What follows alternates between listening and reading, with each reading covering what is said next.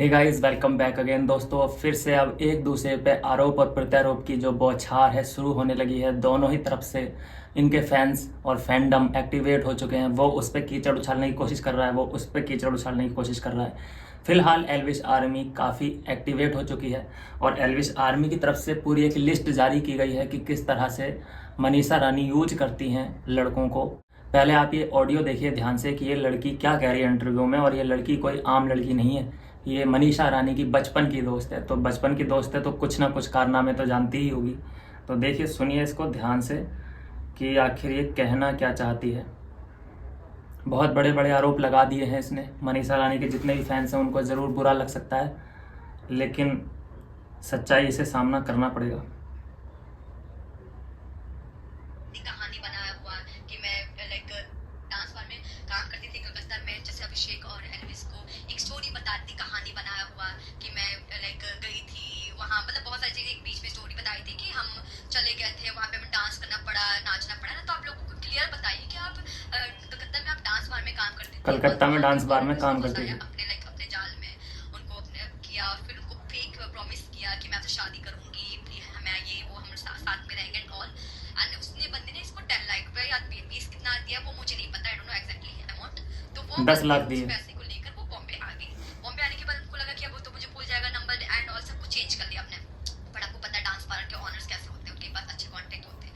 उस बंदी को इसने फाइनल पहले तो उन्होंने कंप्लेन भी किया, आप कलकत्ता के मीडिया में देख भी सकते हैं, पहले ये अखबार में आ चुका मनीषा के बारे में कि एक मनीषा रानी करके कलकत्ता से पैसे लेके भाग गई। कलकत्ता में जैसे अभिषेक और एल्विस को एक स्टोरी बताती, कहानी बनाया हुआ कि मैं लाइक गई थी वहाँ, मतलब बहुत सारी चीजें। तो ये है बचपन की दोस्त जो खुलासा कर रही है कि मनीषा रानी जब कुछ भी नहीं थी, इंडस्ट्री में कुछ नहीं था, इनका फेम वगैरह कुछ नहीं था, तो शुरुआती दिनों में क्या करती थी, ये डांस बार में काम किया करती थी। अब उस डांस बार के ओनर पे इनका लट्टू चल गया। लट्टू चलाने के बाद उससे 10 लाख रुपए ऐंठे और उसको प्रॉमिस किया कि मैं शादी करूंगी तुमसे, हम दोनों ज़िंदगी साथ में बिताएंगे। इस तरीके के उसको बहला फुसला के 10 लाख रुपए ऐंठ लिए और 10 लाख रुपए लेके पहुंच गई मुंबई और उसको कर दिया ब्लॉक। जैसा कि वो समझ रही थी कि ब्लॉक करने से ही सब कुछ हल हो जाता है, रिलेशनशिप एंड हो जाता है। तो ऐसा तो नहीं है, लड़के चूतिया तो होते नहीं। तो उसने फाइंड आउट कर लिया और पकड़ लिया इसको। ये तो एक केस है, बाकी 4-5 केस और हैं जो सामने आ रहे हैं। और ये सामने जब आए हैं, जब ये आज कंट्रोवर्सी शुरू हुई है, अभी मनीषा रानी की तरफ से भी उखाड़े जाएंगे केस और एल्विस की तरफ से भी उखाड़े जाएंगे केस। तो ये कंट्रोवर्सी थोड़ी सी लंबी चलने वाली है। तो जैसे इनकी परतें उठती रहेंगी, आपके लिए हम वो न्यूज़ जरूर लेकर आते भी रहेंगे। जब मनीषा रानी कपिल शर्मा शो में गई थी तब आपने देखा होगा कार्तिक आर्यन को किस तरीके से ट्रैप करने की कोशिश कर रही थी। भाई ये तो अब खुलासा हो रहा है, हम तो बचपन से ही जानते हैं भाई कि मनीषा रानी किस तरीके से आगे बढ़ते बढ़ते बढ़ते बढ़ते क्या स्टेप रहे हैं। कई वीडियो में मैंने आपको बताया है। कार्तिक आर्यन को सबसे पहले टारगेट बनाया था, उससे पहले डांस इंडिया डांस में गई थी, तब आपने देखा होगा पुनीत नाम का जो डांसर है उसको ट्रैप कर दिया था कि वैसे भी आप हमें तो भूलिएगा ही नहीं। अपनी बातों के जालों में बार बार फंसाना, ये तो मनीषा की शुरू से ही आदत रही है। फिर उसके बाद जो केस आया, जब ये बिग बॉस OTT में थी तो एल्विस पे कितनी बार ट्राई किया था, बहुत बार।